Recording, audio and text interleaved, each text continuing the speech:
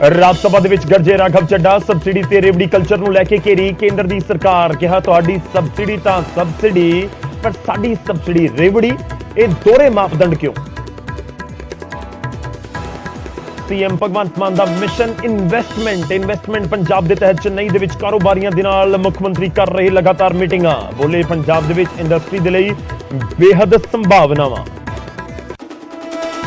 पंजाब ਦੇ ਵਿੱਚ रेत बजरी ਦੀ सरकारी बिक्री शुरू। मोहाली ਦੇ ਵਿੱਚ खुलिया पहला केंद्र। माइनिंग मंत्री हरजोत बैंस बोले 28 रुपए फुट ਦੇ ਵਿੱਚ मिलेगा रेता। सूबे 90% नजायज माइनिंग बंद करने का भी दावा। पंजाबी गायक कंवर गरेवाल और रंजीत बावा के टिकाणियां दे उत्ते इनकम टैक्स का छापा। मोहाली कंवर गरेवाल के अपार्टमेंट की की जा रही चैकिंग, तो बावा के 4 टिकाणे भी जा रहे खंगाले। प्रियंका गांधी नूं मिले साबका मुख्यमंत्री चरणजीत सिंह चन्नी। विदेश तो परतदियां सार की मुलाकात। कांग्रेस के प्रधान मल्लिकार्जुन खड़गे नूं भी मिले साबका सीएम। 1984 सिख दंगियां ते टाइटलर का वड्डा बयान। कहा मेरे खिलाफ कोई FIR नहीं, CBI ने दी है क्लीयरेंस। कुछ लोग सिख दंगियां नूं लैके कर रहे हैं सियासत। तां बीजेपी बोली 84 के दोषियों के नाल कांग्रेस का है मोह। गुरुग्राम दे विच क्लब मालक ते एक महिला की शक्की हालत दे विच मौत। एक होर महिला की हालत गंभीर। नाइट क्लब मालिक दे नाल सन 2 तो 3 महिलावां। पुलिस जुटी जांच में।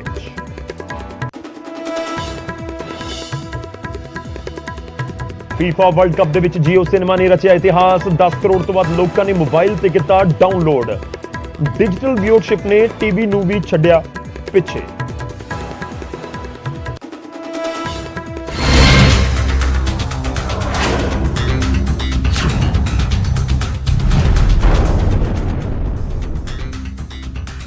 सत श्री अकाल, स्वागत है। गौरव शुक्ला मैं हां तुहाडे नाल। हाज़र हां फर्क तां पैंदा है लैके ਜਦੋਂ पंजाब के ਵੱਡੇ ਸਿੰਗਰਾਂ ਦੇ ਘਰ इनकम टैक्स की टीम पहुंच जाए तो वह छापा या रेड कई घंटिया तक और कहिए कि मैराथन रेड हो, फिर फर्क तब पैंदा है।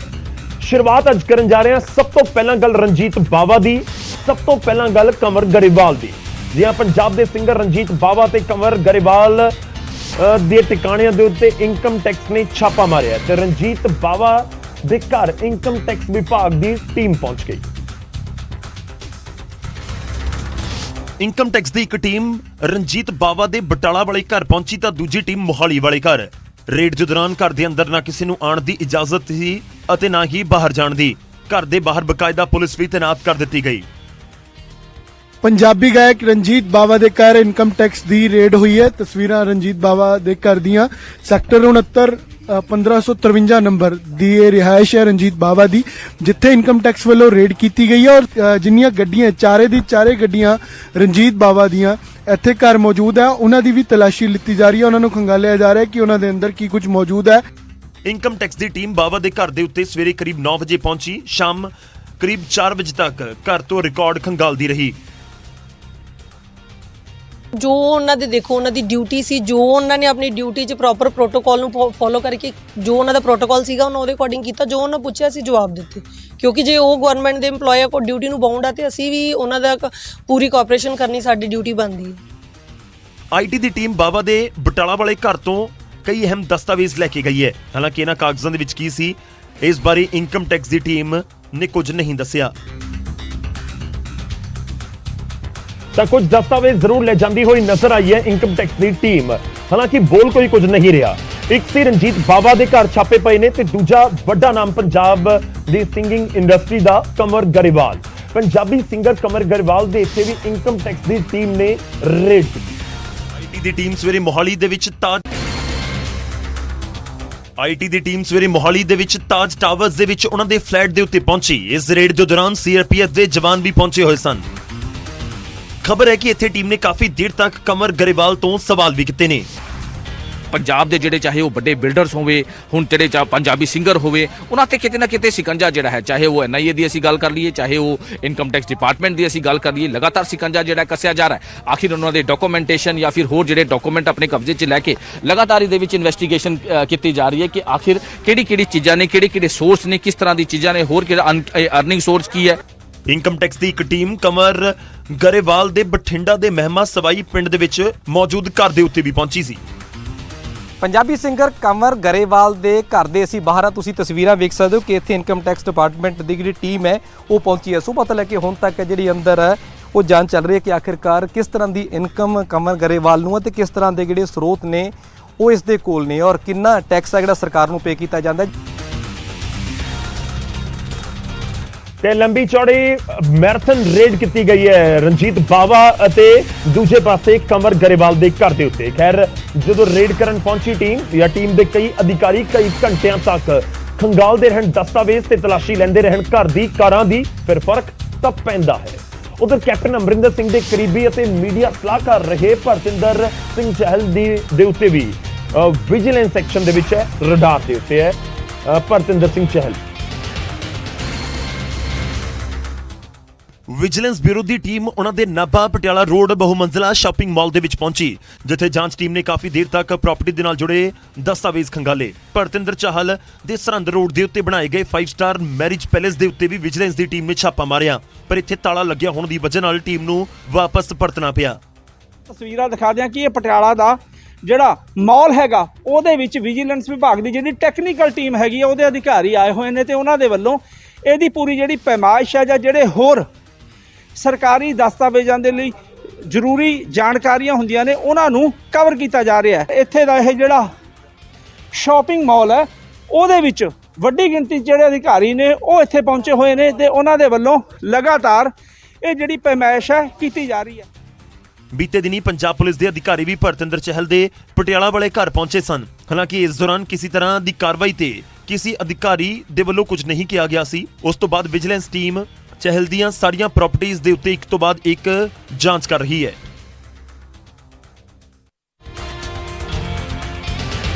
ਤਾਂ ਖੂਬ ਵਿਜੀਲੈਂਸ ਅਤੇ ਆਈਟੀ ਐਕਸ਼ਨ ਦੇ ਵਿੱਚ ਨਜ਼ਰ ਆਏ ਸੋਮਵਾਰ ਦੇ ਦਿਨ। ਉਧਰ ਮਿਸ਼ਨ ਇਨਵੈਸਟਮੈਂਟ ਦੇ ਉੱਤੇ ਚੇਨਈ ਪਹੁੰਚੇ ਸੀਐਮ ਭਗਵੰਤ ਮਾਨ ਨੇ ਕਈ ਵੱਡੇ ਕਾਰੋਬਾਰੀਆਂ ਦੇ ਨਾਲ ਚੇਨਈ ਦੇ ਵਿੱਚ ਮੁਲਾਕਾਤ ਕੀਤੀ।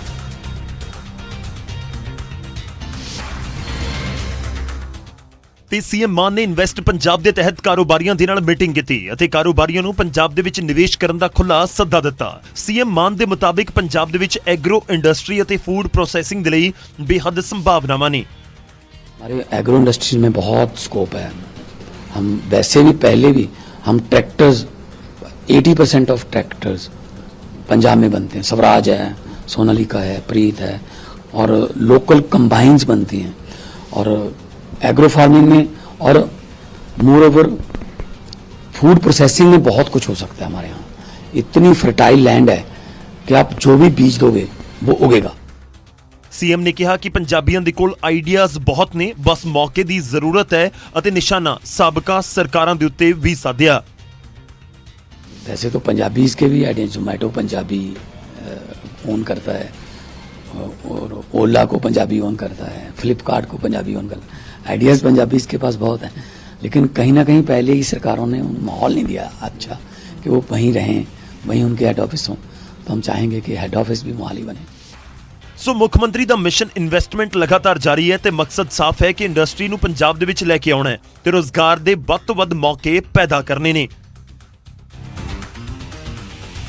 ਤਾਂ ਰੋਜ਼ਗਾਰ ਦਾ ਜਦੋਂ ਜ਼ਿਕਰ ਹੁੰਦਾ ਤਾਂ ਫਿਰ ਜ਼ਿਕਰ ਹੁੰਦਾ ਹੈ ਕਿ ਜ਼ਰੂਰੀ ਹੈ ਕਿ ਕਿੰਨੀ ਵੱਡੇ ਪੱਧਰ ਦੇ ਉੱਤੇ ਇੰਡਸਟਰੀ ਜਾਂ ਫਿਰ ਇਨਵੈਸਟਮੈਂਟ ਆ ਰਹੀ ਹੈ।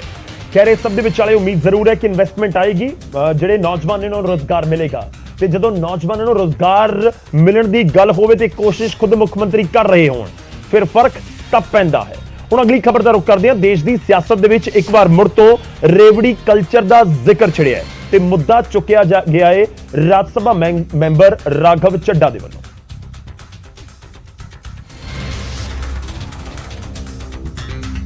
ਤੇ ਸਬਸਿਡੀ ਤੇ ਰੇਵੜੀ ਕਲਚਰ ਨੂੰ ਲੈ ਕੇ ਰਾਜ ਸਭਾ ਮੈਂਬਰ ਰਾਘਵ ਚੱਡਾ ਨੇ ਕੇਂਦਰ ਦੀ ਸਰਕਾਰ ਨੂੰ ਘੇਰਿਆ। ਕੇਂਦਰ ਦੇ ਵੱਲੋਂ ਦਿੱਤੀਆਂ ਜਾ ਰਹੀਆਂ ਸਬਸਿਡੀਜ਼ ਤੇ ਬੋਲਦਿਆਂ ਰਾਘਵ ਚੱਡਾ ਨੇ ਸਵਾਲ ਕੀਤਾ ਕਿ ਕੇਂਦਰ ਦੀ ਸਬਸਿਡੀ ਤਾਂ ਸਬਸਿਡੀ ਹੈ, ਸਾਡੀ ਸਬਸਿਡੀ ਰੇਵੜੀ ਕਿਉਂ ਹੈ। 3,25,757 करोड़ सरकार ने मांगे हैं। इसमें 1 लाख करोड़ एक सब्सिडी के लिए हैं, 80,000 करोड़ दूसरी सब्सिडी के लिए हैं, 45,000 करोड़ तीसरी सब्सिडी के लिए और ऐसे सब्सिडी के पैसे मांग रहे हैं। जब हम लोग दिल्ली में अरविंद केजरीवाल जी की सरकार गरीब आदमी को मुफ्त बिजली देती है, मुफ्त पानी देती है, मुफ्त शिक्षा देती है, मुफ्त श्वास देती है, तो इनको हमारी सब्सिडी रेवड़ी लगती है। सर, इनकी सब्सिडी, हमारी सब्सिडी रेवड़ी। ਰਾਘਵ ਚੱਡਾ ਨੇ ਕੇਂਦਰ ਨੂੰ ਨਿਸ਼ਾਨੇ ਦੇ ਉੱਤੇ ਲੈਂਦਿਆਂ ਕਿਹਾ ਕਿ ਜੇ ਐਮਪੀਜ਼ ਨੂੰ ਮੁਫਤ ਸਹੂਲਤਾਂ ਮਿਲਦੀਆਂ ਨੇ ਤੇ ਜੇ ਉਹੀ ਸਹੂਲਤਾਂ ਆਮ ਜਨਤਾ ਨੂੰ ਦਿੱਤੀਆਂ ਜਾਂਦੀਆਂ ਨੇ ਤਾਂ ਉਸ ਦੇ ਉੱਤੇ ਇਤਰਾਜ਼ ਕਿਉਂ? सर, यहां बैठे सभी सांसदों को और लोकसभा में बैठे सभी सांसदों को सर 34 हवाई यात्राएं मुफ्त मिलती हैं। सर, हमें 50,000 मुफ्त बिजली मिलती है प्रति एनम। सर, 40 लाख लीटर मुफ्त मिलता है। सर, अगर आज अरविंद केजरीवाल जी की सरकार 300 यूनिट बिजली मुफ्त दे देते हैं, आम आदमी को 20,000 लीटर मुफ्त दे देते हैं, तो इन्हें दर्द होता है।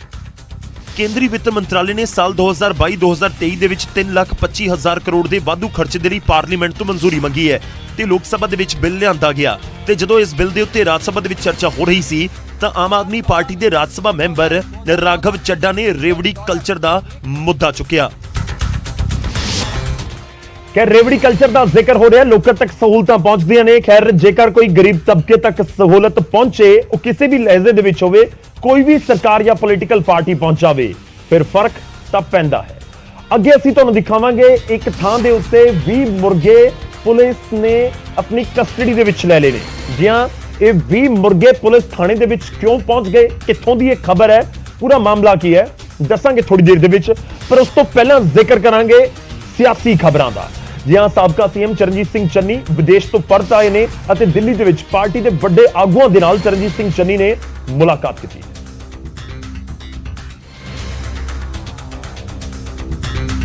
ਚੰਨੀ ਨੇ ਭਾਰਤ ਪਰਤ ਦੇ ਹਿਸਾਰ ਦਿੱਲੀ ਦੇ ਵਿੱਚ ਪ੍ਰਿਯੰਕਾ ਗਾਂਧੀ ਦੇ ਨਾਲ ਮੁਲਾਕਾਤ ਕੀਤੀ। ਨਾਲ ਹੀ ਕਾਂਗਰਸ ਦੇ ਕੌਮੀ ਪ੍ਰਧਾਨ ਮਲਿਕਾਰਜੁਨ ਖੜਗੇ ਨਾਲ ਵੀ ਮਿਲੇ।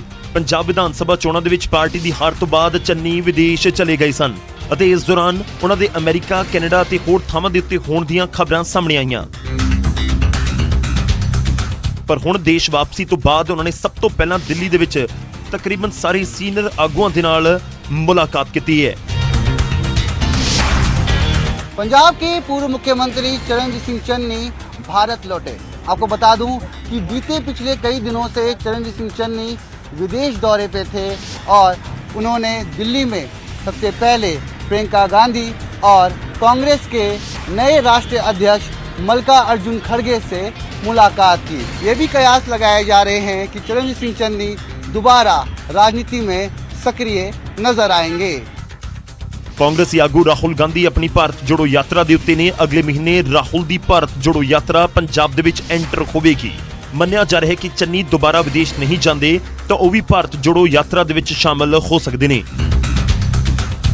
ਖੈਰ, ਇੱਕ ਪਾਸੇ ਇਸ ਸਮੇਂ ਪੰਜਾਬ ਕਾਂਗਰਸ ਦੇ ਅੰਦਰ ਨਵਜੋਤ ਸਿੰਘ ਸਿੱਧੂ ਦੀ ਵਾਪਸੀ ਨੂੰ ਲੈ ਕੇ ਖੂਬ ਚਰਚਾਵਾਂ ਨੇ ਕਿ ਸਿੱਧੂ ਨੂੰ ਹਰੀ ਝੰਡੀ ਦਿੱਤੀ ਗਈ ਹੈ ਕਿ ਤੁਸੀਂ ਬਾਹਰ ਆਓ ਤੇ ਵੱਡੀ ਜ਼ਿੰਮੇਵਾਰੀ ਸੰਭਾਲੋ।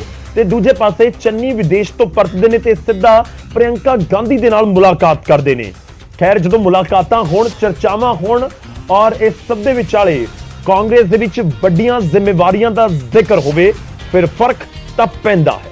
ਕਾਂਗਰਸ ਦਾ ਜ਼ਿਕਰ ਹੋ ਰਿਹਾ ਤਾਂ ਰਾਹੁਲ ਗਾਂਧੀ ਦੀ ਭਾਰਤ ਜੋੜੋ ਯਾਤਰਾ ਦਾ ਵੀ ਜ਼ਿਕਰ ਕਰਦੇ ਹਾਂ ਜੋ ਦਿੱਲੀ ਦੇ ਵਿੱਚ ਐਂਟਰ ਹੋਣ ਵਾਲੀ ਹੈ।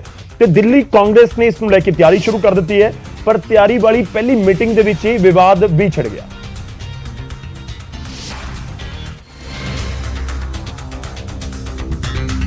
ਤੇ ਵਿਵਾਦ ਦੀ ਵਜ੍ਹਾ ਇਹ ਤਸਵੀਰ ਜਿਸ ਦੇ ਵਿੱਚ ਨਜ਼ਰ ਆ ਰਹੇ ਨੇ ਜਗਦੀਸ਼ ਟਾਈਟਲਰ। ਤਿਆਰੀਆਂ ਵਾਲੀ ਮੀਟਿੰਗ ਦੇ ਵਿੱਚ ਜਗਦੀਸ਼ ਟਾਈਟਲਰ ਨਜ਼ਰ ਆਏ ਤਾਂ ਬੀਜੇਪੀ ਆਗੂਆਂ ਨੇ ਕਾਂਗਰਸ ਦੇ ਖਿਲਾਫ ਮੋਰਚਾ ਖੋਲ ਦਿੱਤਾ। 1984 ਸਿੱਖ ਵਿਰੋਧੀ ਦੰਗਿਆਂ ਦਾ ਮੁੱਦਾ ਚੁੱਕਦੇ ਹੋਏ ਟਾਈਟਲਰ ਸਣੇ ਕਾंग्रेस ਨੂੰ घेरिया। ऐसा लग रहा है कि इस यात्रा के पीछे कोई मंतव्य एक ये है कि कैसे देश में आगजनी की जाए। लेकिन बड़ा सवाल आज देश का राहुल गांधी से और सोनिया गांधी से ये है, क्या ऐसे कातलों को साथ लेकर भारत को जोड़ा जा सकता है या तोड़ा जा सकता है। उधर जगदीश टाइटलर दावा कर रहे हैं कि उन्होंने तो सीबीआई तो क्लीन चिट मिल चुकी है। Nowhere has ever we have seen this thing what happened with Indira Gandhi's time, and this again we are seeing this at Rahul Gandhi's time. People are just joining you. Then we have to make arrangement for them too. Tytler ਦੇ ਵੱਲੋਂ ਖੁਦ ਨੂੰ ਨਿਰਦੋਸ਼ ਦੱਸਣ ਦੀ ਦੇਰ ਸੀ ਤਾਂ ਵਿਰੋਧੀਆਂ ਨੇ ਪਲਟਵਾਰ ਕਰਨ ਦੇ ਵਿੱਚ ਦੇਰ ਨਹੀਂ ਲਗਾਈ।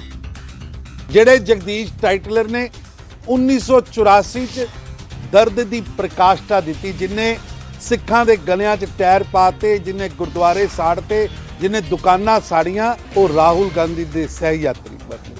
ਬੜੇ ਦੁੱਖ ਦੀ ਗੱਲ ਹੈ। 1984 ਦੇ ਵਿੱਚ ਦਿੱਲੀ 'ਚ ਹੋਏ ਸਿੱਖ ਵਿਰੋਧੀ ਦੰਗਿਆਂ ਦੇ ਮਾਮਲੇ 'ਚ ਜਗਦੀਸ਼ ਟਾਈਟਲਰ ਦੇ ਉੱਤੇ ਸਵਾਲ ਉੱਠਦੇ ਰਹੇ ਨੇ। ਖੈਰ ਭਾਰਤ ਜੋੜੋ ਯਾਤਰਾ ਦੀ ਦਿੱਲੀ ਦੇ ਵਿੱਚ ਐਂਟਰੀ ਹੋਣੀ ਹੈ, ਪਰ ਐਂਟਰੀ ਤੋਂ ਪਹਿਲਾਂ ਹੀ ਜਿਹੜੀ ਮੀਟਿੰਗ ਹੋਈ ਉਸ ਨੂੰ ਲੈ ਕੇ ਵਿਵਾਦ ਖੜਾ ਹੋ ਜਾਵੇ, ਵਿਰੋਧੀ ਘੇਰਨ ਲੱਗ ਪੈਣ, ਫਿਰ ਫਰਕ ਤਾਂ ਪੈਂਦਾ ਹੈ। ਹੁਣ ਅੱਗੇ ਵਧਦੇ ਹਾਂ ਤੇ ਖਬਰ ਮਲੋਟ ਤੋਂ। ਮਲੋਟ ਦੇ ਪਿੰਡ ਗੱਗੜ ਦੇ ਵਿੱਚ ਪਿੰਡ ਦੇ ਹੀ ਇੱਕ ਸ਼ਖਸ ਦੇ ਉੱਤੇ ਗੁਰੂ ਘਰ ਦੀ ਮਰਿਆਦਾ ਭੰਗ ਕਰਨ ਦੇ ਇਲਜ਼ਾਮ ਲੱਗੇ ਨੇ ਤੇ ਉਸ ਦੀਆਂ ਕੁਝ ਸੀਸੀਟੀਵੀ ਤਸਵੀਰਾਂ ਵੀ ਸਾਹਮਣੇ ਆਈਆਂ ਤੇ ਮੁਲਜ਼ਮ ਪਿੰਡ ਦੇ ਗੁਰੂ ਘਰ ਦੇ ਵਿੱਚ ਸ਼ਰਾਬ ਪੀ ਕੇ ਜੁੱਤੀਆਂ ਸਣੇ ਦਾਖਲ ਹੋਇਆ, ਜਿਸ ਨੂੰ ਪਿੰਡ ਵਾਸੀਆਂ ਨੇ ਕਾਬੂ ਕਰ ਲਿਆ। ਹਾਲਾਂਕਿ ਮੁਲਜ਼ਮ ਨੇ ਆਪਣੀ ਗਲਤੀ ਮੰਨੀ, ਪਰ ਉਹ ਗੁਰਦੁਆਰਾ ਕਮੇਟੀ ਦੇ ਨਾਲ ਬਹਿਸ ਕਰਦਾ ਵੀ ਨਜ਼ਰ ਆਇਆ। मैं तो पीती सी उधर मैं आप भी गलती कर बैठा पीती होता की खाता सी होता तेरा तो दारू पीती सी आया को फिर ओए मैं तो आया तो इतने मैं तो गलत ਲੈਣ ਕੇ ਆਇਆ ਸੀ ਨੂੰ ਇਹ ਤਾਂ ਪੁੱਛ ਲੋ हैं ਬੇਅਦਬੀ ਕਰਨ ਆਇਆ ਸੀ ਕਹਿੰਦਾ ਬੇਅਦਬੀ ਕਰਨੀ ਹੈ ਅਹੀਂ ਆਖਿਆ ਤੂੰ ਅਹੀਂ ਆਖਿਆ ਸੀ ਹਾਂ बेअदबी कर जे ਅਹੀਂ ਆਖਿਆ ਤੂੰ हां मेरे सिर ते मुक्का बने ਤੇ ਜੋੜੇ ਨਹੀਂ ਲਾ ਕੇ ਗਏ ਜੋੜੇ। ਉਧਰ ਪਿੰਡ ਵਾਸੀਆਂ ਨੇ ਇਸ ਦੀ ਸ਼ਿਕਾਇਤ ਪੁਲਿਸ ਨੂੰ ਦਿੱਤੀ, ਜਿਸ ਤੋਂ ਬਾਅਦ ਮੁਲਜ਼ਮ ਦੇ ਖਿਲਾਫ ਪਰਚਾ ਵੀ ਦਰਜ ਕਰ ਦਿੱਤਾ ਗਿਆ ਹੈ। ਜਿਹੜੀ ਪਹਿਲਾ ਇਨਸੀਡੈਂਟ ਇਹ ਦੱਸ ਰਹੇ ਆ ਵੀ ਇਹ ਸੰਗਰਾਂਦ ਵਾਲੇ ਦਿਨ ਵੀ ਇਹਨਾਂ ਨੇ ਕੋਸ਼ਿਸ਼ ਕੀਤੀ ਸੀ ਐਂਟਰ ਹੋਣ ਦੀ, ਉਸ ਦਿਨ ਇਹਨਾਂ ਨੇ ਪਿੰਡ ਲੈਵਲ ਤੇ ਉਸ ਨੂੰ ਕੀਤਾ ਸੀ। ਜਦੋਂ ਦੂਜੀ ਵਾਰ ਰਿਪੀਟ ਕੀਤਾ ਤਾਂ ਪਿੰਡ ਵਾਲਿਆਂ ਨੇ ਸ਼ਿਕਾਇਤ ਕੀਤੀ ਹੈ, ਜਿਸ 'ਚ ਪਿੰਡ ਵਾਲਿਆਂ ਦੇ ਪ੍ਰਧਾਨ ਉਹਨਾਂ ਦੀ ਸ਼ਿਕਾਇਤ ਤੇ ਇਹਨਾਂ ਤੇ ਮਾਮਲਾ ਦਰਜ ਕਰ ਦਿੱਤਾ ਗਿਆ ਤੇ ਅਗਲੀ ਕਾਰਵਾਈ ਅਮਲ ਵਿੱਚ ਲਿਆਂਦੀ ਹੈ। ਹਾਲਾਂਕਿ ਇਹ ਗਲਤੀ ਸੀ ਜਾਂ ਫਿਰ ਜਾਣਬੁੱਝ ਕੇ ਕੀਤੀ ਗਈ ਬੱਜਰ ਕੁਰਹਤ, ਇਹ ਜਾਂਚ ਦਾ ਵਿਸ਼ਾ ਹੈ, ਪਰ ਕਿਤੇ ਨਾ ਕਿਤੇ ਇਸ ਘਟਨਾ ਨੇ ਸਿੱਖ ਸੰਗਤ ਦੇ ਹਿਰਦਿਆਂ ਨੂੰ ਜ਼ਰੂਰ ਠੇਸ ਪਹੁੰਚਾਈ ਹੈ। ਇਹ ਸਵਾਲ ਤਾਂ ਜ਼ਰੂਰ ਖੜਾ ਹੁੰਦਾ ਹੈ ਕਿ ਆਖਿਰ ਮਨਸੂਬੇ ਕੀ ਸਨ? ਮਰਿਆਦਾ ਭੰਗ ਕਰਨ ਦੇ ਗਲਤੀ ਦੇ ਵਿੱਚ ਹੋਇਆ ਇਹ ਪੂਰਾ ਕੋਈ ਘਟਨਾਕ੍ਰਮ ਹੈ ਜਾਂ ਫਿਰ ਕੋਈ ਹੋਰ ਉੱਥੇ ਘਟਨਾ ਨੂੰ ਅੰਜਾਮ ਦੇਣ ਦੇ ਲਈ ਇਹ ਸ਼ਖਸ ਪਹੁੰਚਿਆ ਹੋਇਆ ਸੀ? ਖੈਰ ਪੁਲਿਸ ਹੁਣ ਜਾਂਚ ਕਰ ਰਹੀ ਹੈ। ਅੱਗੇ ਵਧਦੇ ਹਾਂ ਤੇ ਹੁਣ ਗੱਲ ਉਹਨਾਂ ਮੁਰਗਿਆਂ ਦੀ ਜੋ ਅਸੀਂ ਪਹਿਲਾਂ ਜ਼ਿਕਰ ਕਰ ਰਹੇ ਸੀ। ਜੀ ਹਾਂ, ਇਹ ਖਬਰ ਹੈ ਗੁਰਦਾਸਪੁਰ ਤੋਂ। ਗੁਰਦਾਸਪੁਰ ਦੀ ਪੁਲਿਸ ਨੇ ਥਾਣੇ ਦੇ ਵਿੱਚ 20 ਮੁਰਗੇ ਫੜ ਕੇ ਲਿਆਉਂਦੇ ਨੇ। ਕਰੀਬ 20 ਮੁਰਗੇ ਨੇ ਜਿਨ੍ਹਾਂ ਨੂੰ ਇੱਕ ਤਰੀਕੇ ਨਾਲ ਪੁਲਿਸ ਨੇ ਆਪਣੀ ਕਸਟਡੀ ਦੇ ਵਿੱਚ ਲੈ ਲਿਆ ਹੈ। ਵਜ੍ਹਾ ਕੀ ਹੈ? ਰਿਪੋਰਟ।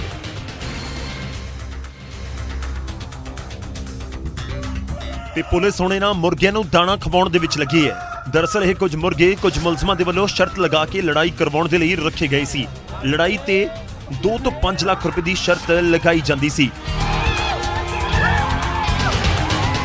ਇਹ ਲੋਕਾਂ ਨੂੰ ਇਕੱਠੇ ਕਰਦੇ ਨੇ ਮੁਰਗਬਾਜ਼ਾਂ ਨੂੰ ਤੇ ਉੱਥੇ ਬੁਲਾਉਂਦੇ ਨੇ, ਔਰ ਇਹ ਜਿਹੜੀਆਂ ਸ਼ਰਤਾਂ ਜਿੱਦਾਂ ਹੁਣ ਕਿਸੇ ਦੀ 2 ਲੱਖ ਦੀ ਸ਼ਰਤ ਲੱਗੀ ਆ, ਜਦੋਂ ਬੰਦਾ 2 ਲੱਖ ਦੀ ਸ਼ਰਤ ਜਿੱਤ ਗਿਆ ਉਹਦੇ ਵਿੱਚੋਂ 20,000 ਰੁਪਈਆ ਇਹ ਜਿਹੜਾ ਵਾ ਉਹ ਖਰਚੇ ਦਾ ਪੁਲਿਸ ਦੇ ਨਾਂ ਤੇ ਕੱਢਦੇ ਸੀ। ਸੀਆਈਏ ਸਟਾਫ ਗੁਰਦਾਸਪੁਰ ਨੇ ਕਰੀਬ 23 ਮੁਲਜ਼ਮਾਂ ਦੇ ਖਿਲਾਫ ਮਾਮਲਾ ਦਰਜ ਕੀਤਾ ਹੈ, ਜੋ ਕਿ ਫਰਾਰ ਚੱਲ ਰਹੇ ਨੇ, ਪਰ ਪੁਲਿਸ ਦੇ ਹੱਥ 20 ਤੋਂ 25 ਮੁਰਗੇ ਜ਼ਰੂਰ ਲੱਗ ਗਏ। ਦੱਸਣ ਦੇ ਮੁਤਾਬਕ ਇਹ ਘੱਟੋ ਘੱਟ 12 ਤੋਂ 13 ਲੱਖ ਰੁਪਈਆ ਅਪ ਡਾਊਨ ਹੁੰਦਾ ਇਹਦੇ ਵਿੱਚ, ਔਰ ਮੋਟੀਆਂ ਸ਼ਰਤਾਂ ਲੱਗਦੀਆਂ। ਇਹ ਦੋਸ਼ੀਆਂ ਨੂੰ ਜਲਦੀ ਤੋਂ ਜਲਦੀ ਗ੍ਰਿਫਤਾਰ ਕਰਕੇ ਇਹਨਾਂ ਨੂੰ ਜੇਲ੍ਹ 'ਚ ਭੇਜਿਆ ਜਾਵੇਗਾ। ਪੁਲਿਸ ਨੇ ਗੁਪਤ ਸੂਚਨਾ ਦੇ ਆਧਾਰ ਤੇ ਅਲਾਵਲਪੁਰ ਦੇ ਭੱਠੇ ਦੇ ਉੱਤੇ ਰੇਡ ਕੀਤੀ, ਜਿੱਥੇ ਕੁੱਕੜਾਂ ਦੀ ਲੜਾਈ ਕਰਵਾਈ ਜਾ ਰਹੀ ਸੀ। ਫਿਲਹਾਲ ਪੁਲਿਸ ਮੁਲਜ਼ਮ ਕਾਕਾ ਪਵਨਪ੍ਰੀਤ ਸਿੰਘ ਤੇ ਇੰਦਰਜੀਤ ਸਣੇ 20 ਅਣਪਛਾਤਿਆਂ ਦੀ ਭਾਲ ਕਰ ਰਹੀ ਹੈ। ਖੈਰ ਜਿਹੜਾ ਪਸ਼ੂਆਂ ਦੇ ਖਿਲਾਫ ਹਿੰਸਾ ਰੋਕੂ ਕਾਨੂੰਨ ਹੈ ਉਸ ਦੇ ਤਹਿਤ ਇਹ ਕਾਰਵਾਈ ਕੀਤੀ ਗਈ ਹੈ ਕਿ ਤੁਸੀਂ ਇਸ ਤਰੀਕੇ ਨਾਲ, ਤੁਹਾਨੂੰ ਯਾਦ ਹੋਏਗਾ ਜਿਹੜੀਆਂ ਕਿਲਾ ਰਾਏਪੁਰ ਦੀਆਂ ਖੇਡਾਂ ਹੁੰਦੀਆਂ ਨੇ ਉਸ ਦੇ ਵਿੱਚ ਪਹਿਲਾਂ ਘੁੜਦੌੜ ਕਰਵਾਈ ਜਾਂਦੀ ਸੀ, ਜਾਂ ਕਹੀਏ ਕਿ ਜਿਹੜੀ ਬੈਲ ਗੱਡੀ ਰੇਸ ਵੀ ਕਰਵਾਈ ਜਾਂਦੀ ਸੀ, ਉਸ ਦੇ ਉੱਤੇ ਵੀ ਅਦਾਲਤ ਦੇ ਵੱਲੋਂ ਰੋਕ ਲਗਾ ਦਿੱਤੀ ਗਈ ਸੀ। ਤਾਂ ਹੁਣ ਜਿਹੜੇ ਇਸ ਤਰੀਕੇ ਨਾਲ ਸ਼ਰਤਾਂ ਲਗਾ ਕੇ ਮੁਰਗਿਆਂ ਨੂੰ ਲੜਵਾ ਰਹੇ ਸੀ ਉਹਨਾਂ ਦੇ ਉੱਤੇ ਵੀ ਕਾਰਵਾਈ ਹੋ ਰਹੀ ਹੈ। ਅੱਗੇ ਵਧਦੇ ਤੇ ਵਾਰੀ ਅੱਜ ਦੇ ਸਵਾਲ ਦੀ। ਸਾਡਾ ਅੱਜ ਦਾ ਸਵਾਲ ਪਸ਼ੂਆਂ ਦੇ ਖਿਲਾਫ ਜੋ ਹਿੰਸਾ ਹੁੰਦੀ ਹੈ ਉਸ ਨੂੰ ਰੋਕਣ ਲਈ ਜੋ ਕਾਨੂੰਨ ਬਣਿਆ ਉਸ ਦੇ ਨਾਲ ਹੀ ਜੁੜਿਆ ਹੋਇਆ, ਕਿਉਂਕਿ ਗੁਰਦਾਸਪੁਰ ਦੇ ਵਿੱਚ ਐਕਸ਼ਨ ਹੋਇਆ। 20 ਮੁਰਗਿਆਂ ਨੂੰ ਪੁਲਿਸ ਥਾਣੇ ਲੈ ਕੇ ਪਹੁੰਚ ਗਈ, ਪਰਚਾ ਦਰਜ ਕਰ ਦਿੱਤਾ ਗਿਆ ਕਈ ਲੋਕਾਂ ਦੇ ਉੱਤੇ। ਇਸ ਕਰਕੇ ਅਸੀਂ ਸਵਾਲ ਇਸ ਦੇ ਨਾਲ ਹੀ ਜੁੜਿਆ ਹੋਇਆ ਪੁੱਛਿਆ। ਸਵਾਲ ਹੈ ਕਿ ਪਸ਼ੂਆਂ ਦੇ ਖਿਲਾਫ ਹਿੰਸਾ ਰੋਕੂ ਕਾਨੂੰਨ ਕਦੋਂ ਲਿਆਂਦਾ ਗਿਆ? ਦੇਸ਼ ਦੇ ਵਿੱਚ ਜਿਹੜਾ ਪਸ਼ੂਆਂ ਦੇ ਖਿਲਾਫ ਹਿੰਸਾ ਨੂੰ ਰੋਕਣ ਦੇ ਲਈ ਕਾਨੂੰਨ ਹੈ ਉਹ ਕਦੋਂ, ਕਿਹੜੇ ਸਾਲ ਦੇ ਵਿੱਚ ਲਿਆਂਦਾ ਗਿਆ? ਅਸੀਂ 4 ਆਪਸ਼ਨ ਤੁਹਾਨੂੰ ਦੇ ਰਹੇ ਹਾਂ। A 1952 ਦੇ ਵਿੱਚ, B 1957 ਦੇ ਵਿੱਚ, C 1960 ਦੇ ਵਿੱਚ, ਜਾਂ ਫਿਰ ਆਪਸ਼ਨ D 1968 ਦੇ ਵਿੱਚ। ਸਹੀ ਜਵਾਬ ਕੀ ਹੈ ਉਹ ਕੁਝ ਹੀ ਪਲਾਂ ਦੇ ਵਿੱਚ ਪ੍ਰੋਗਰਾਮ ਦੇ ਦੌਰਾਨ ਅਸੀਂ ਤੁਹਾਡੇ ਸਾਹਮਣੇ ਰੱਖਾਂਗੇ ਪੂਰੀ ਜਾਣਕਾਰੀ ਦੇ ਨਾਲ। ਪਸ਼ੂਆਂ ਦੇ ਖਿਲਾਫ ਜੇਕਰ ਕੋਈ ਹਿੰਸਾ ਕਰਦਾ ਹੈ ਤਾਂ ਪਸ਼ੂਆਂ ਖਿਲਾਫ ਹਿੰਸਾ ਰੋਕੂ ਕਾਨੂੰਨ ਦੇ ਤਹਿਤ ਉਸ ਦੇ ਖਿਲਾਫ ਐਕਸ਼ਨ ਹੁੰਦਾ ਹੈ ਜਾਂ ਹੋ ਸਕਦਾ ਹੈ। ਪਰ ਇਹ ਕਾਨੂੰਨ ਕਦੋਂ ਹੋਂਦ ਦੇ ਵਿੱਚ ਆਇਆ ਦੇਸ਼ ਦੇ ਵਿੱਚ ਉਹ ਤੁਹਾਨੂੰ ਦੱਸਾਂਗੇ ਪ੍ਰੋਗਰਾਮ ਦੇ ਦੌਰਾਨ। ਹੁਣ ਅੱਗੇ ਵਧਦੇ ਹਾਂ ਤੇ ਖਬਰ ਪਟਿਆਲਾ ਤੋਂ ਲਵਾਂਗੇ। ਪਟਿਆਲਾ ਦੀ ਭਾਖੜਾ ਨਹਿਰ ਦੇ ਵਿੱਚੋਂ ਬੰਬਨੁਮਾ ਚੀਜ਼ ਮਿਲੀ ਹੈ ਜੋ ਗੋਤਾਖੋਰਾਂ ਨੂੰ ਬਰਾਮਦ ਹੋਈ। ਤੇ ਇਹ ਬੰਬਨੁਮਾ ਚੀਜ਼ ਕਰੀਬ 20 ਤੋਂ 25 ਕਿਲੋ ਵਜ਼ਨ ਦੀ ਦੱਸੀ ਜਾ ਰਹੀ ਹੈ। ਗੋਤਾਖੋਰਾਂ ਨੇ ਪਾਣੀ ਦੇ ਵਿੱਚੋਂ ਇਸ ਨੂੰ ਬਾਹਰ ਕੱਢਿਆ। ਨਹਿਰ ਦੇ ਵਿੱਚ ਕੰਮ ਕਰਨ ਦੇ ਲਈ ਗੋਤਾਖੋਰ ਉਤਰੇ ਹੋਏ ਸਨ। ਉਸ ਦੀ ਮੁਰੰਮਤ ਨੂੰ ਲੈ ਕੇ ਕੋਈ ਕੰਮ ਚੱਲ ਰਿਹਾ ਸੀ ਤੇ ਕੁਝ ਦਿਨ ਪਹਿਲਾਂ ਸਮਾਣਾ ਦੇ ਵਿੱਚ ਵੀ ਨਹਿਰ ਦੇ ਵਿੱਚੋਂ ਇਸ ਤਰੀਕੇ ਨਾਲ ਬੰਬਨੁਮਾ ਕੋਈ ਚੀਜ਼ ਮਿਲੀ ਸੀ। ਖੈਰ ਉਸ ਤੋਂ ਬਾਅਦ ਜਿਹੜੇ ਸੰਬੰਧਿਤ ਵਿਭਾਗ ਨੇ ਉਹਨਾਂ ਨੂੰ ਜਾਣਕਾਰੀ ਦਿੱਤੀ ਗਈ ਹੈ। ਗੋਤਾਖੋਰ ਜਿਸ ਤਰੀਕੇ ਨਾਲ ਉਹਨਾਂ ਨੂੰ ਦਿਖਿਆ ਤੇ ਉਸ ਤੋਂ ਬਾਅਦ ਇਸ ਨੂੰ ਪਾਣੀ ਤੋਂ ਬਾਹਰ ਕੱਢਿਆ ਗਿਆ।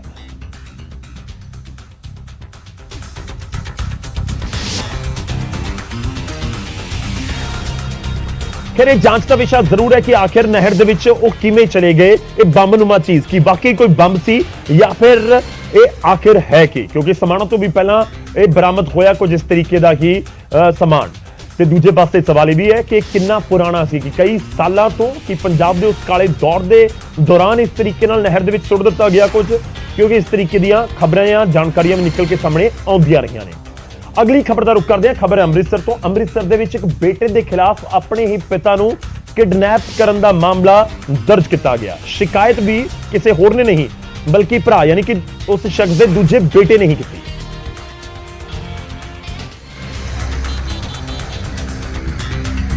ਅੰਮ੍ਰਿਤਸਰ ਦੇ ਅਟਲਗੜ੍ਹ ਦੇ ਰਹਿਣ ਵਾਲੇ ਜਸਵੰਤ ਸਿੰਘ ਨੇ ਪੁਲਿਸ ਨੂੰ ਜਾਣਕਾਰੀ ਦਿੱਤੀ ਕਿ ਉਸ ਦੇ ਪਿਤਾ ਗੁਰਨਾਮ ਸਿੰਘ ਨੂੰ ਉਸ ਦਾ ਭਰਾ ਰਣਜੀਤ ਸਿੰਘ ਆਪਣੇ ਸਾਥੀਆਂ ਦੇ ਨਾਲ ਅਗਵਾ ਕਰਕੇ ਲੈ ਗਿਆ। ਉਹ ਰਜਿਸਟਰੀ ਕਰਵਾਉਣ ਦੇ ਲਈ ਤਹਿਸੀਲ ਦੇ ਵਿੱਚ ਗਏ ਸਨ, ਜਿੱਥੇ ਉਸ ਦਾ ਭਰਾ ਰਣਜੀਤ ਸਿੰਘ ਉਸ ਦੇ ਸਾਥੀਆਂ ਨਾਲ ਪਹੁੰਚਿਆ। ਆਂਦੇ ਹੀ ਪੁਲਿਸ ਦੇ ਸਾਹਮਣੇ ਮੁਲਜ਼ਮ ਨੇ ਉਸ ਦੇ ਨਾਲ ਝਗੜਾ ਕਰਨਾ ਸ਼ੁਰੂ ਕਰ ਦਿੱਤਾ।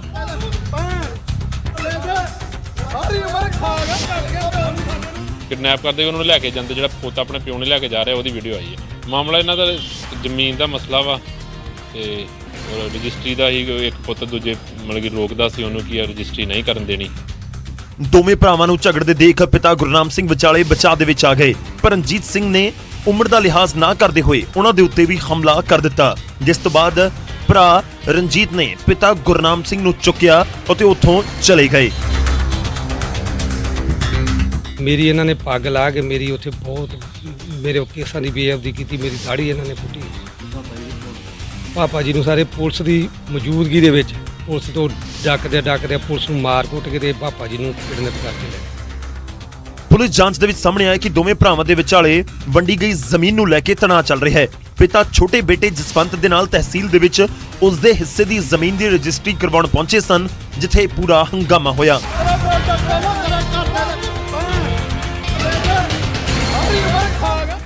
ਖੈਰ ਭਰਾਵਾਂ ਦੇ ਵਿਚਾਲੇ ਲੜਾਈ, ਪਿਤਾ ਨੂੰ ਕਿਡਨੈਪ ਕਰਨ ਦੇ ਇਲਜ਼ਾਮ ਲੱਗ ਗਏ ਔਰ ਮਾਮਲਾ ਸਾਰਾ ਜ਼ਮੀਨ ਦਾ। ਖੈਰ ਜਦੋਂ ਜ਼ਮੀਨ ਨੂੰ ਲੈ ਕੇ ਟੱਬਰ ਦੇ ਵਿੱਚ ਕਲੇਸ਼ ਇਸ ਤਰੀਕੇ ਨਾਲ ਹੋ ਜਾਵੇ ਕਿ ਇੱਕ ਭਰਾ ਥਾਣੇ ਪਹੁੰਚ ਜਾਵੇ ਕਿ ਮੇਰੇ ਬਾਪੂ ਨੂੰ ਕਿਡਨੈਪ ਦੂਜਾ ਭਰਾ ਕਰਕੇ ਚਲਾ ਗਿਆ, ਫਿਰ ਫਰਕ ਤਾਂ ਪੈਂਦਾ, ਕਿਉਂਕਿ ਰਿਸ਼ਤਿਆਂ 'ਚ ਨਿਗਾਰ ਸਾਫ਼ ਤੌਰ ਤੇ ਨਜ਼ਰ ਆਉਂਦਾ ਹੈ। ਅਗਲੀ ਖਬਰ ਦਾ ਰੁਖ ਕਰਦੇ ਹਾਂ ਤੇ ਖਬਰ ਲੰਗਾਹ ਦੇ ਨਾਲ ਜੁੜੀ ਹੋਈ। ਕੀ ਸੁੱਚਾ ਸਿੰਘ ਲੰਗਾਹ ਦੀ ਪੰਥ ਦੇ ਵਿੱਚ ਵਾਪਸੀ ਹੋਵੇਗੀ? ਪੰਥ ਦੇ ਵਿੱਚ ਵਾਪਸੀ ਦਾ ਰਾਹ ਕੀ ਪੱਧਰਾ ਹੋ ਗਿਆ? ਇਹ ਸਵਾਲ ਇਸ ਕਰਕੇ ਕਿਉਂਕਿ 21 ਦਿਨ ਦੀ ਧਾਰਮਿਕ ਸਜ਼ਾ ਪੂਰੀ ਕਰ ਲਈ ਹੈ। ਪੰਜ ਸਿੰਘ ਸਹਿਬਾਨਾਂ ਦੇ ਵੱਲੋਂ ਜਿਹੜੀ ਸਜ਼ਾ ਲੰਗਾਹ ਨੂੰ ਲਗਾਈ ਗਈ ਸੀ, ਸੁੱਚਾ ਸਿੰਘ ਲੰਗਾਹ ਨੂੰ, ਉਹ ਪੂਰੀ ਕਰ ਲਈ ਗਈ ਤੇ ਉਸ ਤੋਂ ਬਾਅਦ ਸੁੱਚਾ ਸਿੰਘ ਲੰਗਾਹ ਗੁਰੂ ਘਰ ਪਹੁੰਚੇ। ਅੰਮ੍ਰਿਤਸਰ ਦੇ ਵਿੱਚ ਗੁਰੂ ਦਾ ਸ਼ੁਕਰਾਨਾ ਕੀਤਾ ਤੇ ਕਿਹਾ ਕਿ ਆਖਰੀ ਸਾਹ ਤੱਕ ਉਹ ਨਾਲ ਜੁੜੇ ਰਹਿਣਗੇ, ਅਕਾਲੀ ਦਲ ਦੇ ਨਾਲ ਜੁੜੇ ਰਹਿਣਗੇ। ਔਰ ਇਹ ਅੰਮ੍ਰਿਤਸਰ ਤੋਂ ਪੂਰਾ ਤਸਵੀਰਾਂ ਤੁਹਾਨੂੰ ਦਿਖਾ ਰਹੇ ਹਾਂ। ਖੈਰ ਕਾਬਿਲੇ ਗੌਰ ਹੈ ਕਿ ਸੁੱਚਾ ਸਿੰਘ ਲੰਗਾਹ ਖੂਬ ਚਰਚਾ ਦੇ ਵਿੱਚ ਰਹੇ ਨੇ। ਕੁਝ ਸਾਲ ਪਹਿਲਾਂ ਉਹਨਾਂ ਦੀ ਇੱਕ ਇਤਰਾਜ਼ਯੋਗ ਵੀਡੀਓ ਖੂਬ ਚਰਚਾ ਦੇ ਵਿੱਚ ਆਈ ਸੀ, ਜਿਸ ਤੋਂ ਬਾਅਦ ਉਹਨਾਂ ਨੂੰ ਪੰਥ ਦੇ ਵਿੱਚੋਂ ਛੇਕਣ ਦਾ ਹੁਕਮ ਸੁਣਾ ਦਿੱਤਾ ਗਿਆ ਔਰ ਅਦਾਲਤ ਦੇ ਵਿੱਚ ਵੀ ਉਹ ਪੂਰਾ ਮਾਮਲਾ ਪਹੁੰਚਿਆ। ਉੱਥੇ ਤਾਂ ਉਹ ਮਾਮਲਾ ਨਹੀਂ ਟਿਕਿਆ, ਪਰ ਦੂਜੇ ਪਾਸੇ ਜਿਹੜੀ ਸੰਗਤ ਦੇ ਵਿਰੋਧ ਦੀ ਵਜ੍ਹਾ ਦੇ ਨਾਲ ਸੁੱਚਾ ਸਿੰਘ ਲੰਗਾਹ ਨੂੰ ਜ਼ਰੂਰ ਦਿੱਕਤਾਂ ਦਰਪੇਸ਼ ਆਈਆਂ। ਖੈਰ ਇਸ ਸਭ ਦੇ ਵਿਚਾਲੇ ਆਪਣਾ ਮਾਫੀਨਾਮਾ ਲੈ ਕੇ ਵੀ ਪਹੁੰਚ ਗਏ, ਮਾਫੀ ਮੰਗੀ। ਉਸ ਤੋਂ ਬਾਅਦ ਪੰਜ ਸਿੰਘ ਸਾਹਿਬਾਨਾਂ ਦੀ ਮੀਟਿੰਗ ਦੇ ਵਿੱਚ ਉਹਨਾਂ ਨੂੰ 21 ਦਿਨ ਦੀ ਸਜ਼ਾ ਲਗਾਈ ਗਈ, ਪਾਠ ਕਰਨ ਦੀ, ਭਾਂਡੇ ਮਾਂਜਣ ਦੀ, ਤਾਂ ਉਹ 21 ਦਿਨ ਦੀ ਸਜ਼ਾ ਉਹਨਾਂ ਨੇ ਪੂਰੀ ਕੀਤੀ ਹੈ। 21 ਦਿਨ ਦੀ ਸਜ਼ਾ ਪੂਰੀ ਹੋਣ ਤੋਂ ਬਾਅਦ ਸੁੱਚਾ ਸਿੰਘ ਲੰਗਾਹ ਪਹੁੰਚੇ ਅਕਾਲ ਤਖਤ ਸਾਹਿਬ ਦੇ ਵਿੱਚ ਬੈਠੇ ਹੋਏ ਨੇ, ਕੋਲ ਬੈਠੇ ਹੋਏ ਨੇ। ਭਾਂਡੇ ਮਾਂਜਣ ਦੀ ਸੇਵਾ ਵੀ ਉਹਨਾਂ ਦੇ ਵੱਲੋਂ ਨਿਭਾਈ ਗਈ ਤੇ ਨਾਲ ਇਹ ਵੀ ਕਿਹਾ ਕਿ ਹੁਣ ਮਰਦੇ ਦਮ ਤੱਕ ਮੈਂ ਅਕਾਲੀ ਦਲ ਦੇ ਵਿੱਚ ਰਹਾਂ। ਹੁਣ ਅੱਗੇ ਵਧਦੇ ਹਾਂ ਤੇ ਗੱਲ ਹੋਵੇਗੀ 19 ਦਸੰਬਰ ਦੀ। 19 ਦਸੰਬਰ ਦੇ ਇਤਿਹਾਸ ਦੀ। 19 ਦਸੰਬਰ ਦਾ ਇਤਿਹਾਸ ਜੁੜਿਆ ਹੋਇਆ ਹੈ ਗੋਆ ਦੇ ਨਾਲ। ਜੀ ਹਾਂ, 19 ਦਸੰਬਰ ਦੇ ਦਿਨ ਹੀ ਪੁਰਤਗਾਲੀਆਂ ਤੋਂ ਆਜ਼ਾਦ ਹੋਇਆ ਸੀ ਗੋਆ।